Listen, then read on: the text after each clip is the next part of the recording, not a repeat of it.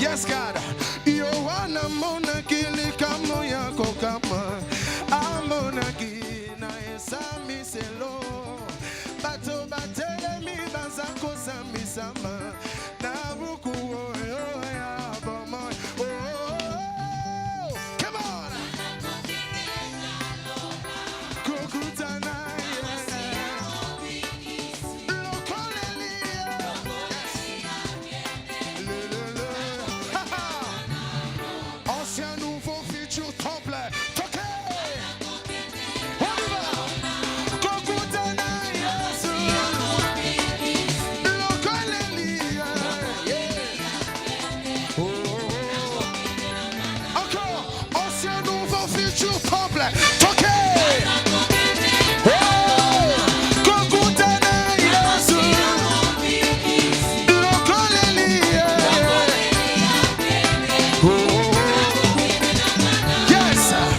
Yesu mwana nzamba ye bomo inzela.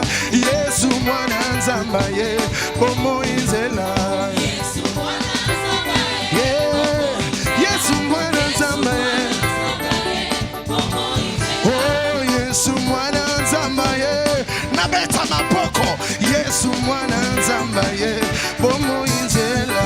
Yesu mwana nzamba ye. Oh yeah. Yesu mwana nzamba ye bomo inzela. Oh Yesu mwana nzamba ye bomo inzela. Yesu mwana nzamba ye bomo inzela. Yesu mwana nzamba ye toko tatola elonga. Hallelujah. Toko tatola elonga ya Golgotha. Le le le le le le. Oh toko tatola elonga na mapoko na biso lelo. Toko tatola elonga ya Golgotha. Le le le. Yeah. Oh na itumba ya Satana kolopesa biso makasi. Honiva na itumba ya Satana kolopesa biso makasi. Hey! Résistez au diable et il fuira loin de vous. Ce matin nous voulons lui résister. Come on. Ils sont ton côté. Encore pour une dernière fois. Na itumba ya Satana kolopesa biso. Come on. Everybody to tell a man and we. Hey, le le le le le le le. Hakoya le lo. Hey, come on. Everybody to tell a man, come on. Hey, le le le le le le le. Yeah, hakoya le lo. Yes, come on.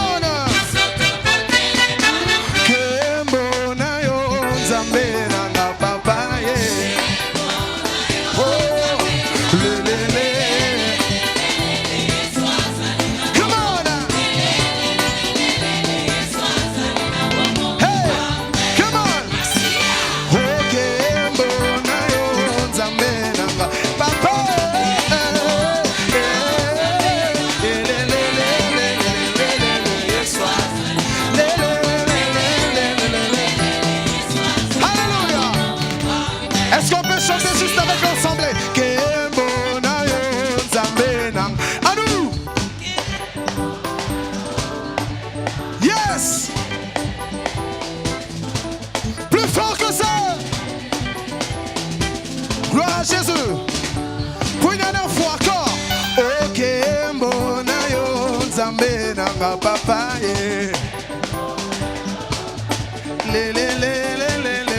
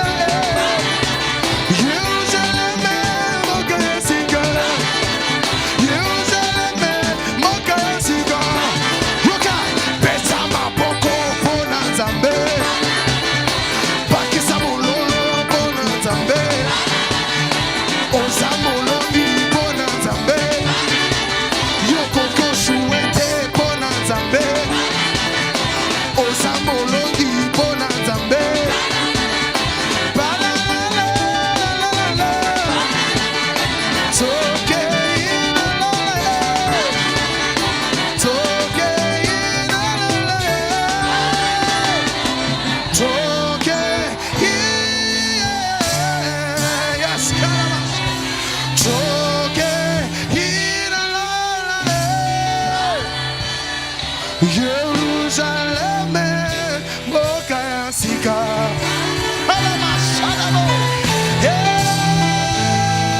Yes, God. Hey. So,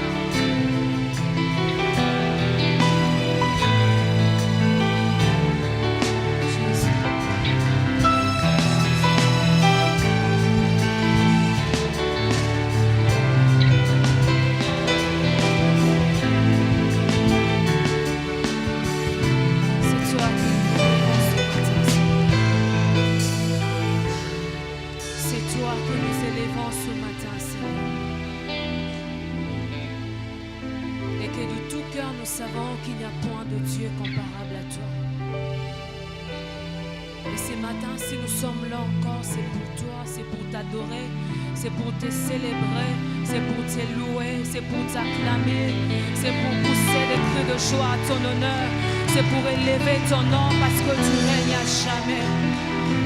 Nous te disons merci pour tout ce que tu es en train de faire dans nos vies pendant ces 30 matins, Seigneur.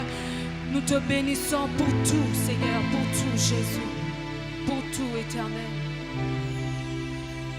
pour tout, Jésus. C'est toi que nous voulons élever ce matin. C'est toi que nous voulons élever ce matin.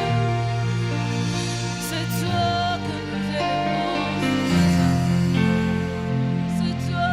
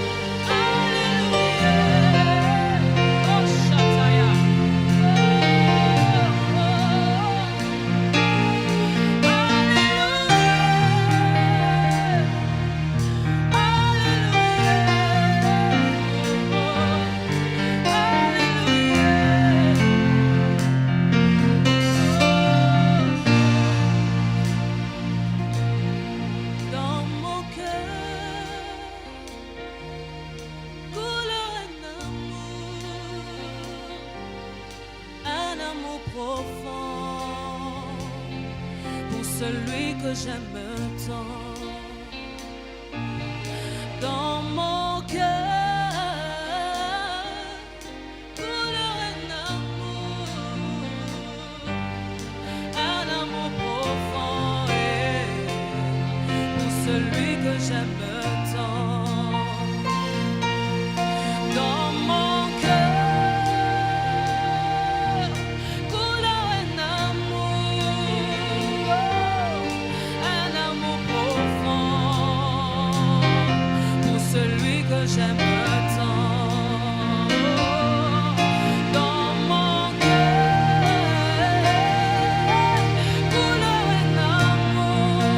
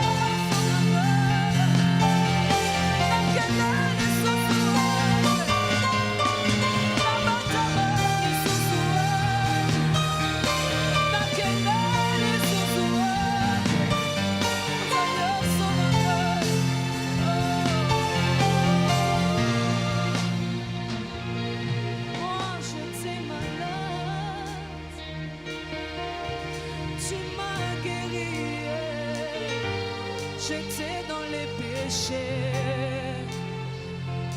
tu m'as délivré. Oh, voilà pourquoi je chante en ton nom. Tu m'as racheté.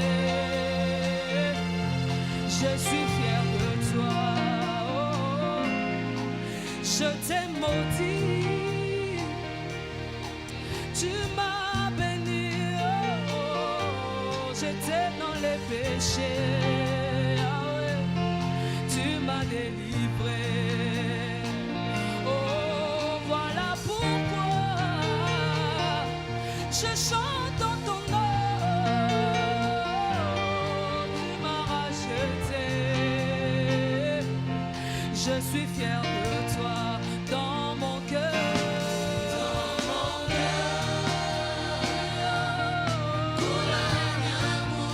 Un amour profond. Pour celui que j'aime tant.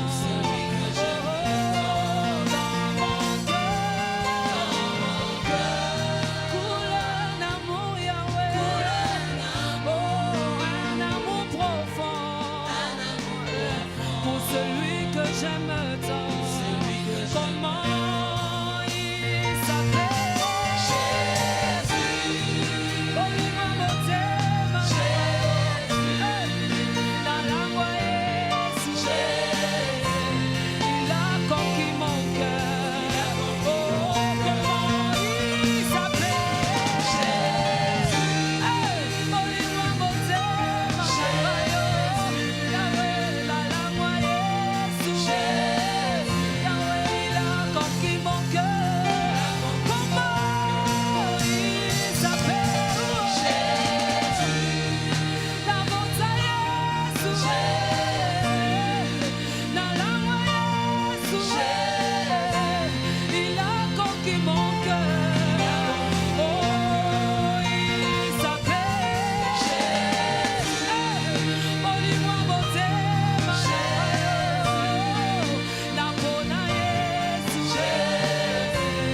il a conquis mon cœur. Oh, Yalinganga Babema Kaena Jésus. Yahweh, Yahweh. Oh, la moyenne Jésus. Il a conquis mon cœur. Il a conquis mon cœur. Il s'appelle Jésus. Il s'appelle Jésus. Il s'appelle Jésus. Il a conquis mon cœur. Oh, comment on l'appelle? Jésus. Oh, dis-moi beauté, ma Jésus. Dans mon taillé, Jésus. Il a conquis mon cœur. Oh, Yalinganga Babema Kaena Yo. Babema Kaena Yo. Babema Kaena Yo. Il a conquis mon cœur. Oh, Yaponanga Babema Kaena Yo. Babema Kaena Yo.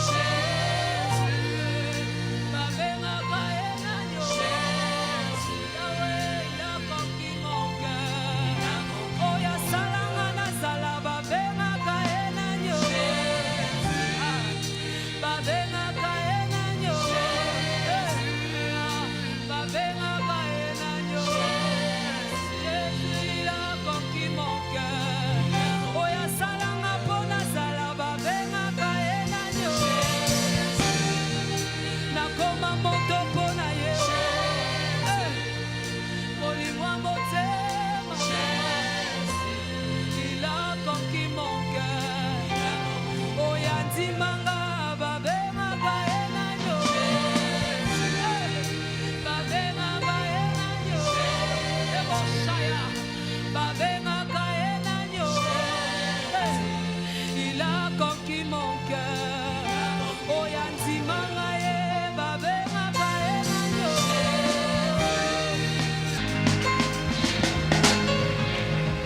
Amen. Amen. Vraiment que le nom de l'Éternel soit béni ce matin. Dans cette présence des dieux, nous sommes dans la joie de nous retrouver à la maison, dans la joie de voir mes frères et sœurs. Alléluia. Tenons-nous debout pour lire la parole de Dieu.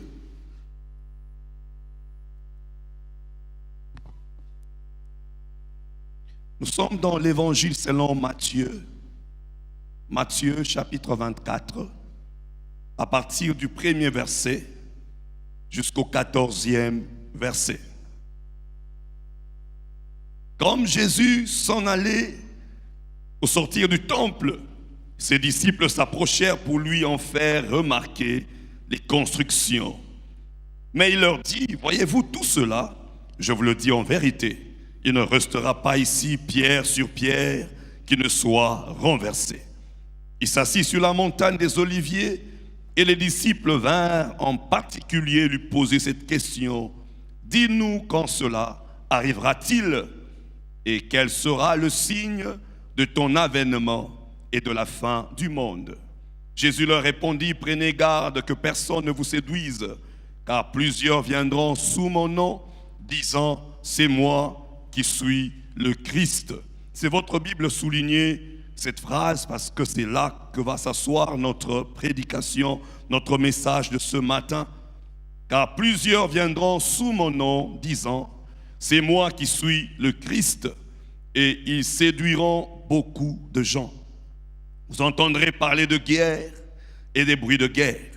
Gardez-vous d'être troublés, car il faut que ces choses arrivent, mais ce ne sera pas encore la fin. Une nation se lèvera contre une nation et un royaume contre un royaume. Et il y aura en divers lieux des famines et des tremblements de terre.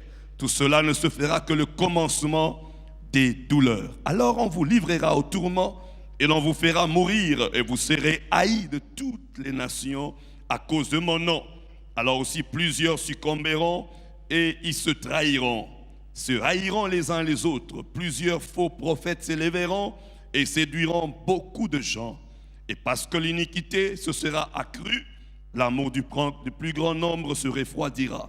Mais celui qui persévérera jusqu'à la fin sera sauvé. Cette bonne nouvelle du royaume sera prêchée dans le monde entier pour servir de témoignage à toutes les nations. Alors viendra la fin. Acclamons la parole du Seigneur. Et nous pourrons reprendre nos places. Nous allons ce matin parler sur la prolifération des sectes. La prolifération de sectes.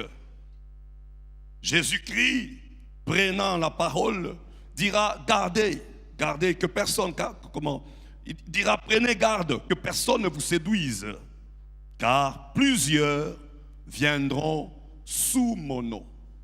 Plusieurs viendront sous mon nom, disant c'est moi qui suis le Christ. Jésus répond ou réagit par rapport à la demande des disciples. Les disciples avaient besoin des signes de l'avènement du Christ, les signes de la fin du monde. Mais avant d'évoluer, j'aimerais souligner une chose.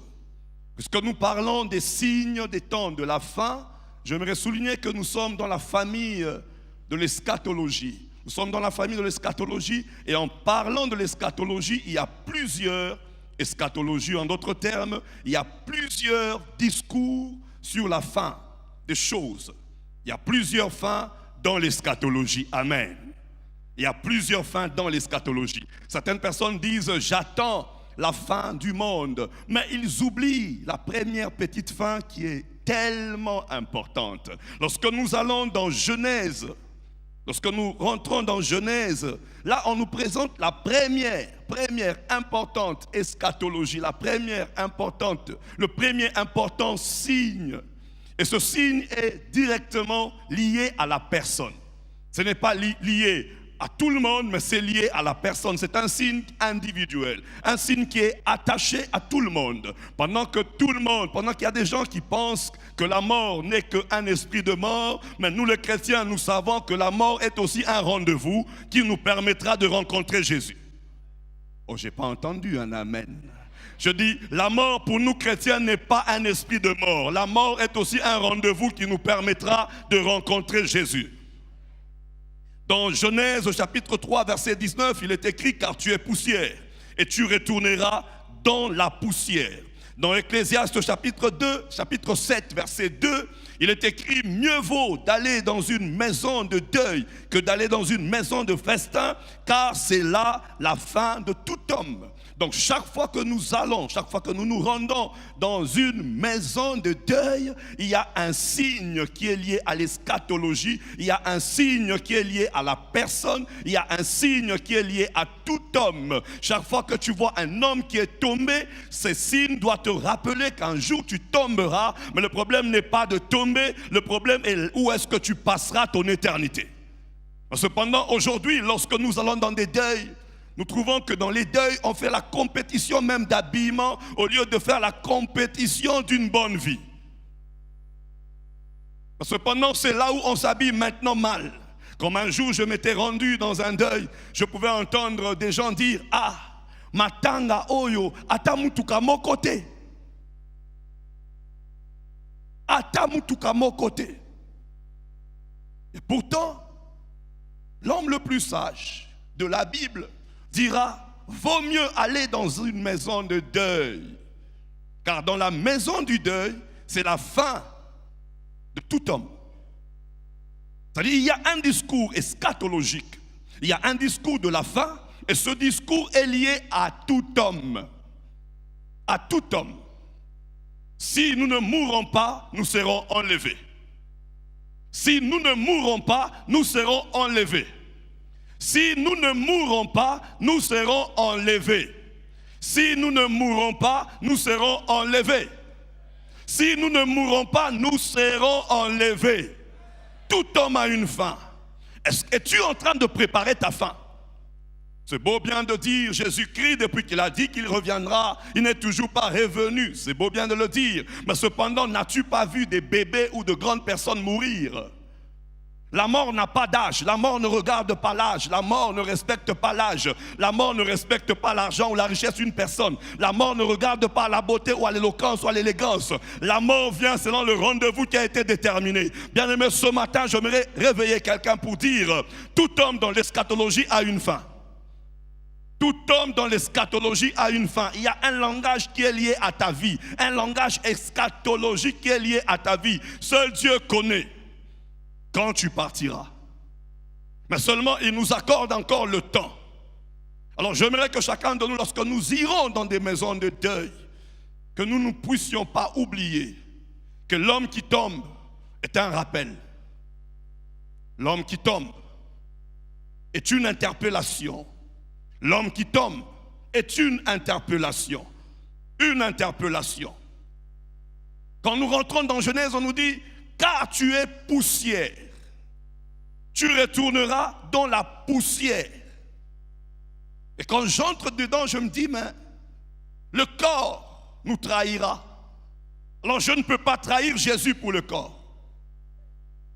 Je dis « Le corps nous abandonnera. » Je ne peux pas trahir Jésus pour le corps. Le corps restera au cimetière, mais le vrai toi ira quelque part. Le corps qui peut aujourd'hui te conduire dans le péché, ce même corps t'abandonnera. Le corps ne subira pas la peine.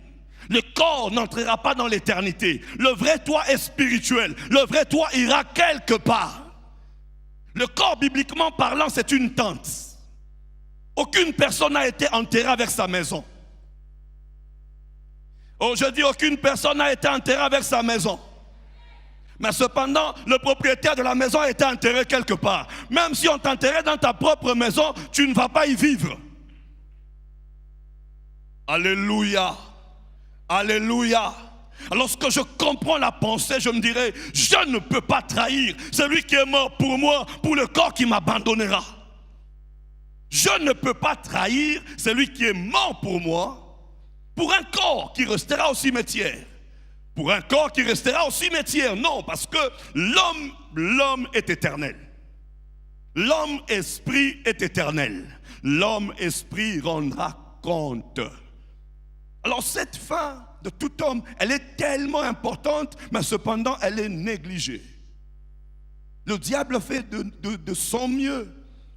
C'est comme s'il envoûtait les quinois. C'est comme s'il envoûtait les humains. À l'endroit où on devrait réfléchir, c'est là où nous dansons. Là où on devrait se poser 1001 questions, c'est là où nous chantons. L'homme a perdu la pensée eschatologique. L'homme a perdu le discours divin par rapport à la fin de tout homme. Gloire soit rendue à Dieu pour ce sujet, parlant du temps de la fin, afin que chacun de nous puisse préparer son eschatologie individuelle. Amen. Ou le discours de sa propre vie, de la fin de sa propre vie. Alors là, vous remarquerez qu'il y a l'avènement de Jésus et il y a la fin du monde. Entre l'avènement de Jésus et la fin du monde, il y en aura encore tant d'étapes. Alors moi, ce matin, je ne peux me concentrer que sur la fin individuelle et la fin de la grâce. La fin de la grâce qui est marquée ou qui sera marquée par par l'enlèvement de l'Église. Donc je parle ce matin, mon message sera assis sur la fin individuelle et sur la fin de la grâce sur la terre. La grâce aura une fin. Bien-aimé, je dis la grâce aura une fin. Aujourd'hui, tu peux négliger les gagneurs d'âme. Après la grâce, tu n'en auras pas. Tu en chercheras et tu n'en trouveras pas. Aujourd'hui, on peut négliger le travail que les églises font. Mais après l'enlèvement, on cherchera l'église. On frappera les pasteurs qui ratera l'enlèvement. On frappera les enseignants qui viendront expliquer que ce qui vient de se passer, c'est l'enlèvement. Alors je prie ce matin que tu ne sois de ceux qui vont rater, que tu ne sois pas. Que toi, tu sois de ceux qui partiront. Alors quand les disciples entendent ce langage, ils disent non. Nous aimerions savoir les signes qui marquent, qui vont précéder ton avènement et la fin du monde. Alors pour ce qui nous intéresse, nous chrétiens, c'est d'abord le retour de Jésus. Le reste est pour ceux qui vont rater l'enlèvement. Oh mon Dieu. Ce qui t'intéresse, c'est que tu ne rates pas l'enlèvement. Que tu sois enlevé. Que tu ne rates pas. Alors Jésus dit, plusieurs viendront sous mon nom. Ils viendront sous mon nom, ils diront, c'est moi qui suis le Christ. Et ils séduiront plusieurs. Ils séduiront plusieurs. En parlant de la prolifération de sectes, nous ne savons évoluer sans pour autant définir ce que c'est une secte. Quand entendons-nous parler des sectes? Quand est-ce qu'on peut dire que quelqu'un est sectaire? Quand est-ce qu'on peut dire qu'une telle personne ou un tel groupe fait partie des sectes? Une secte ou la secte. Ce mot secte vient du latin secta, qui renvoie à deux racines. Le mot secte vient du latin secta, qui renvoie à deux racines qui sont sequi et secare. Dans sequi, nous voyons le participe passé de secutum, par lequel est formé sectari, qui signifie suivre une voie, suivre un parti, suivre une doctrine ou suivre un chef spirituel. Notez un chef spirituel. Et la deuxième racine, c'est secare, qui est aussi le participe passé de sectum, qui signifie séparer. Donc pour parler du secte, il faudrait que nous puissions trouver d'abord un groupe de personnes, un groupe des adeptes qui sont derrière un chef spirituel, qui sont derrière une doctrine qui n'est pas une sainte doctrine.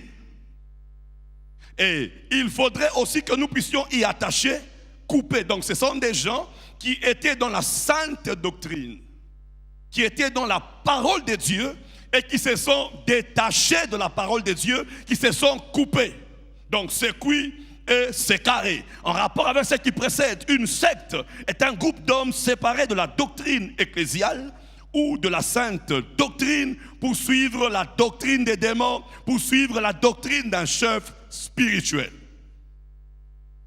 Lorsque vous remarquez que même dans une église, tout tourne autour d'un homme, l'église est appelée à être christocentrique. Je disais, l'église est appelée à être christocentrique. L'église n'est pas appelée à être égocentrique sur quelqu'un, non. L'église n'est pas une histoire qui tourne autour d'hommes, mais l'église est quelque chose autour. L'église, ce sont des hommes et femmes qui tournent autour de Dieu. Tout dépend de Dieu, tout dépend de Dieu. Dieu est et l'église suit ce que Dieu est. Oh mon Dieu. Je dis, l'église n'est pas une histoire qui est centrée sur une personne. L'église, c'est une assemblée d'hommes et de femmes centrée sur la personne de Jésus-Christ. Voilà pourquoi l'apôtre Paul a dit, il n'a pas voulu connaître autre chose si ce n'est Jésus. Si ce n'est Jésus, il n'a pas voulu connaître autre chose si ce n'est Jésus. 3 éléments importants qui caractérisent une secte. Pour parler d'une secte, il faut qu'il y ait un chef spirituel, ou le faux Christ, ou le faux Messie. Pour parler d'une secte, il faut qu'on y trouve un faux Christ, un chef spirituel. Et puis, à côté de ce chef spirituel, il y a la mauvaise doctrine. Pour certains, ils sont déjà structurés, ils ont déjà des livres. Alléluia. Donc nous disons, le chef spirituel a à côté de lui un message. Pour certains, ce message, c'est même le Saint-Esprit. Et pour terminer, il y a les adeptes. 3 choses importantes pour savoir si nous sommes dans une secte ou nous sommes dans une église. 3 choses importantes pour savoir si je suis pasteur ou je suis un chef spirituel. 3 choses importantes pour savoir si le message que j'ai est la sainte doctrine ou la doctrine des démons. Revenons sur le chef spirituel. Dans une secte, la parole du chef spirituel égale à l'évangile. Vous savez, j'aime quand papa dit un programme n'est pas un verset biblique. Pour dire, on fera ça et puis on change. Parce qu'il n'y a que les versets bibliques qui ne changent pas. Oh. Suis-je dans une église? Je dis, il n'y a que les versets bibliques qui ne changent pas. Je dis, il n'y a que les versets bibliques qui ne changent pas. Les versets bibliques ne changent pas. Ils ne changent pas. Alors que dans la secte, ce qu'a dit le chef spirituel égale à la parole de Dieu. Que vous ayez trouvé ça ou non. Certains se cachent disant, c'est la révélation. C'est la révélation. Mais c'est écrit où? Non, c'est la révélation. Non. C'est écrit où? C'est la révélation. Là, il s'agit d'un chef spirituel. Jésus-Christ n'a pas dit, lorsque l'Esprit viendra, il vous rappellera tout ce que je vous ai dit. Oh, tout ce que Jésus nous a dit est ici. Mais si toi tu viens avec un autre évangile, nous refusons cela. Quels que soient tes miracles, quels que soient tes prodiges, la présence de l'Antichrist apporte des miracles aussi. Ce n'est pas au nom des miracles que tu vas me convaincre que toi tu es le Christ. Le Christ en moi est monté. Et un ange a dit aux apôtres, de la même manière que vous l'avez vu monter, vous le verrez descendre. Si tu veux être mon Christ, reste dans les nuées et attire-moi. Oh, je répète encore, mon Christ ne peut pas se retrouver à Maloueka. Mon Christ doit se retrouver dans les nuées. Il y a un signe, il doit se retrouver dans les nuées. Et s'il est dans les nuées, il doit m'enlever. Alléluia. Alléluia. Alors que le chef spirituel, lui, sa parole égale à la parole de l'évangile. Ce qu'il dit est oui et amen. Certains peuvent te dire, ta femme c'est la mienne. Il a dit. Il a dit. Cette voiture a des démons, mais délivre-la. Non, il faut la donner. Pourquoi? Le chef spirituel a dit. On ne peut pas le contredire. On ne peut même pas débattre avec lui. Et pourtant, quand nous lisons les évangiles sur la vie de Jésus, on peut voir comment les apôtres pouvaient aisément, facilement poser des questions au maître. Poser des questions. Mais quand un chef spirituel a parlé, tu ne peux ni questionner. Sinon faire, même sans comprendre, il faut faire. Alléluia. Il a le monopole de la révélation. Il a le monopole de la révélation. Nous ne sommes pas de ceux qui disent que Dieu n'est qu'à la compassion. Non, non. Nous disons que la compassion fait partie des églises dans lesquelles on trouve Dieu. Oh. Est-ce que je peux voir les mains levées? Nous ne sommes pas la seule bonne église. Nous sommes parmi les bonnes églises. Oh, quand nous parlons de sectes, la vérité c'est chez nous. Eux, c'est la mort. Eux, ils sont liés. Eux, s'ils ne viennent pas chez nous, ils ne verront pas Jésus. Ça, c'est une secte. Ils ont le monopole de la révélation. Le chef spirituel est le seul capable à interpréter la Bible. Bien-aimé dans le Seigneur, j'ai fait la théologie pour qu'un docteur, j'ai été enseigné par des professeurs qui se disent docteurs, seulement d'un livre, Néhémie. Néhémie seulement. Je n'ai pas encore vu jusque-là un docteur de toute la Bible. C'est quelqu'un qui a travaillé toute la Bible, l'exégèse de chacun des mots. Parce que dans un mot, on peut trouver plusieurs tournures. Et il faut contextualiser la chose. Il faut trouver le site im Leben, il faut trouver l'environnement, il faut trouver le background du verset. Pourquoi on a dit ça? La culture, les contemporains de cette époque. Alors qu'ici, on nous montre que chez le chef spirituel, lui, il a le droit de dire Caïn, c'est la sémence du serpent.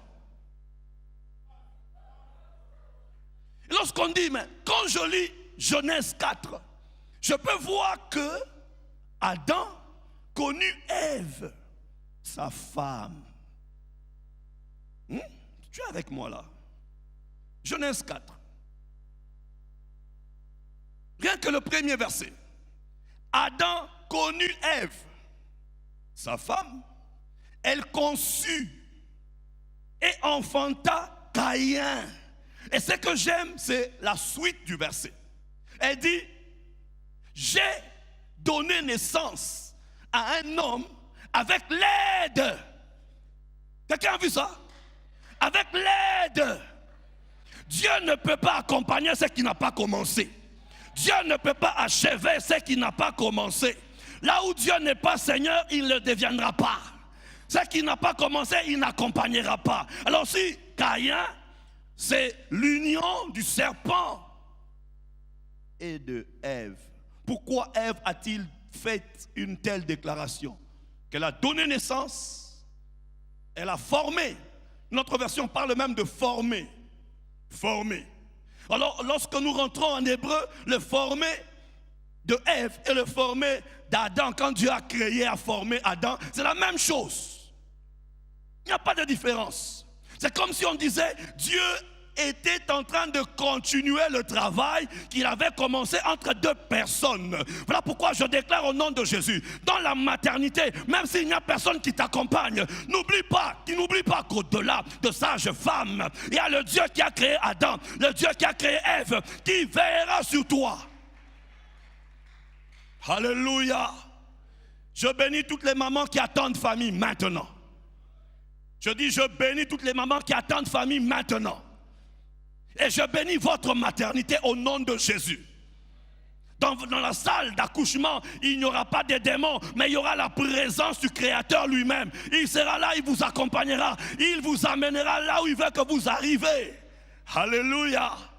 Heureusement qu'il y a cette précision où l'on dit, j'ai donné, j'ai formé un homme avec l'aide. C'est comme si, quand je lis, c'est comme si Dieu savait qu'il y aurait des problèmes. Voyez avec moi. Parce que quand elle a donné naissance à Abel, elle n'a rien dit. Lisez avec moi. Adam connut Ève, sa femme. Elle conçut et enfanta. Caïn, et elle dit, j'ai acquis un homme de par l'Éternel. Elle enfanta encore son frère Abel. Et puis c'est tout. Oh mon Dieu. J'ai dit et puis c'est tout. Oh, j'ai dit et puis c'est tout. Quand les prémices sont bonnes, les restes sont sanctifiés déjà. Et puis c'est tout. Oh. Si Caïn était du serpent, n'a-t-il pas été exhorté par Dieu? Dieu n'a-t-il pas dit à Caïn, le péché se couche où? N'importe. Si tel est le cas, tous nous sommes des Caïns. Tous nous sommes du serpent, parce qu'en nous tous, il y a ce combat-là. Oui? Il n'y a que Jésus qui était né sans péché. Tous nous sommes nés pécheurs. Alors quand tu demandes à nos bien-aimés qui sont là-bas, ils disent Alléluia, Alléluia. C'est normal que tu ne comprends pas, tu es voilé. Tu n'es pas révélé. Et quand tu nous dis tu es perdu, race, les enfants de la grande Babylone, c'est normal. Vous ne pouvez pas comprendre ça parce que c'est codé. C'est codé. Et j'ai vu un autre, je lui demande qu'est-ce qui se passe entre la Bible et le message. Tu lis plus quoi? Il dit je lis plus le message parce que le message est décodé. La Bible est codée. Parce que dans le message, il y a l'explication. En fait, le message est devenu le Saint-Esprit pour eux. Le Saint-Esprit. Et pourtant, la prédication ou le message ne vieillit pas. La prédication, c'est l'actualisation d'un verset selon la période. Jésus a pris le rouleau et dit, cette parole de l'écriture s'accomplit aujourd'hui. Elle n'avait pas été écrite ce jour-là, mais Jésus-Christ l'a accompli ce jour-là. Bien-aimé dans le Seigneur, aucun chef spirituel n'a le monopole de la révélation. Tant que la terre existera, les versets bibliques resteront des diamants à plusieurs facettes. Oui, ils resteront. N'est-ce pas que même nous-mêmes prédicateurs, il y a un verset que tu as prêché plusieurs fois, mais différemment. Il y a même des messages que nous recevons ici où au premier culte, papa a décortiqué d'une manière, au deuxième, il va dans une autre manière, le même prédicateur, le même texte, mais cependant le Saint-Esprit regarde la salle, il dit non, dans cette salle, dans cet auditoire, il y a d'autres personnes, il y a des gens qui ont besoin de ça. Là où d'autres voient le mariage, d'autres peuvent voir la percée.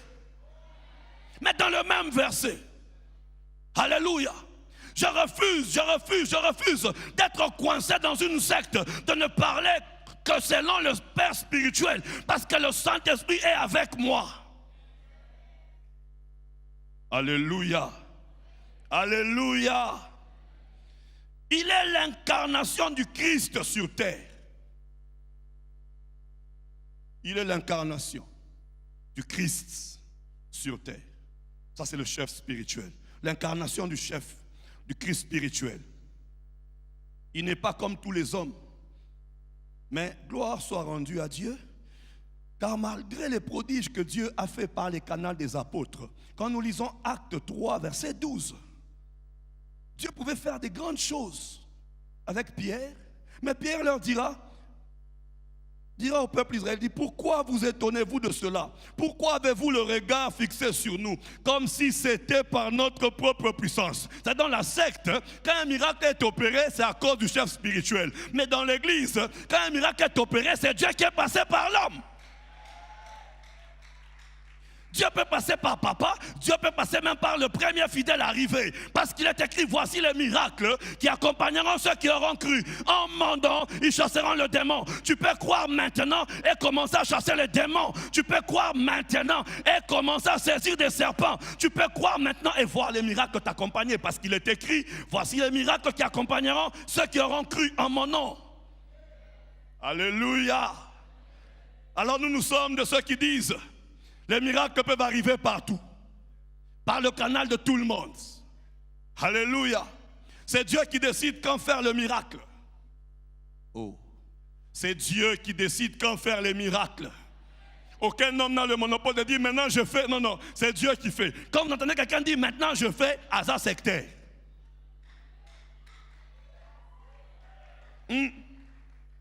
Un sectaire. Alléluia. Alléluia. J'aime ce qui s'est passé avec le Nick éthiopien. Le Nick éthiopien lisait le rouleau. Et Dieu, par le Saint-Esprit, a amené Philippe là-bas. Et quand Philippe est arrivé à proximité du char, le Saint-Esprit dira à Philippe, approche-toi de ce char. Et quand il s'est approché, il pouvait entendre le Nick éthiopien lire. Le problème avec les chrétiens d'aujourd'hui, ils connaissent très bien leur téléphone Android, mais ils ne connaissent pas leur Bible. Ils ne connaissent pas leur Bible. Ils ouvrent, ils sont tout le temps connectés à Facebook, mais tout le temps déconnectés à la parole de Dieu. Quoique même dans ton téléphone, il y a la Bible, mais cependant, parmi les applications qui souffrent des blessures intérieures, c'est celle-là. C'est celle-là. Tu veux quelle dimension? Le Nick éthiopien, comme nous l'entendons, c'était un Éthiopien. Ce n'était pas un juif, c'était un Éthiopien. Mais cependant, qui avait soif de connaître. J'ai soif, mais tu ne lis pas la parole de Dieu. Ta soif est attachée à quoi? Il avait soif, il lisait. Et Dieu a dépêché quelqu'un que lui ne connaissait pas. Donc nous sommes de ceux qui croient que quand Dieu nous parle, il peut nous parler par notre pasteur, il peut nous parler par un autre bien-aimé, il peut nous parler par la télé, il peut nous parler par la nature, même par un fou. Dieu choisit par qui passer, par qui nous parler. Alléluia. Il peut même te parler par ta voix intérieure, par toi-même, par ta conscience. Il peut te parler. Mais pour le Nick éthiopien, Dieu a décidé de dépêcher un homme.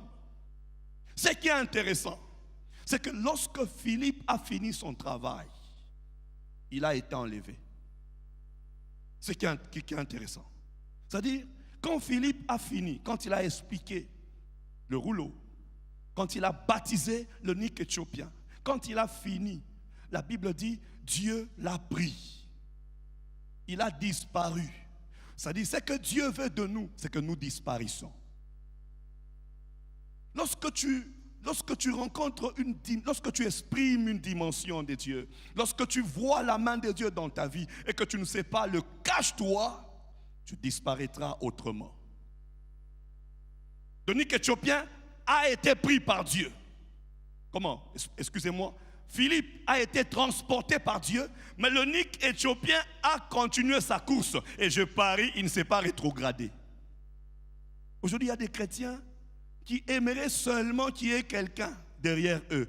Qui était derrière le Nick éthiopien? Qui était derrière? Non, moi on ne m'a jamais suivi. Qui a suivi le Nick éthiopien? Le message. Le message dans le secte est biface. Biface. Il y a la Bible et il y a le prophète. Dans une secte. Il y a la Bible. La Bible, ce n'est qu'une formalité pour eux. C'est une manière d'attirer Parce que nous parlons de sectes, c'est-à-dire ils ont pris des personnes dans la sainte doctrine. Alors comme ces personnes étaient assises dans la parole de Dieu, alors il faut avoir la parole, et à côté de la parole, il faut qu'il y ait le livre du secte. Je suis allé, j'avais un TP à faire dans une secte. Heureusement, j'ai rencontré quelqu'un de dedans qui est venu chez moi et on a échangé. Il me dira que eux ne se lavent jamais sans habit pour respecter la divinité, l'eau. Il dit, même quand il n'y a pas de toilettes et qu'il veut se soulager, il commencera par demander pardon. Pardonne-moi la terre. Parce que ce que je veux faire, je ne le fais pas parce que je veux. Je le fais parce qu'il n'y a pas d'autre endroit. Quand il faut couper un arbre, il doit parler à l'arbre. Arbre, limbisanga. Nazo kata pour place aux ezamabe. Vous vous rendez compte? Ce qui est pire encore, c'est qu'un de nos collègues est allé faire son TP dans cette secte-là. Il y a une table qu'on dresse et on met des assiettes vides. On couvre ces assiettes avec un drap. C'est ici vers Kingasanya Souka. Et le chef spirituel se mettra là devant, il va imposer les mains, il va déclarer des choses, il va faire l'incantation. Et quand on va enlever le rideau, les assiettes sont pleines. Viande, soso, tabac, ngoulou, matembele. Et comme lui, parce que pour faire ce genre de choses, il faut adhérer. Sinon, tu n'auras pas accès. Alors, il s'était vraiment infiltré. Il ne pouvait pas faire semblant. Il a mangé.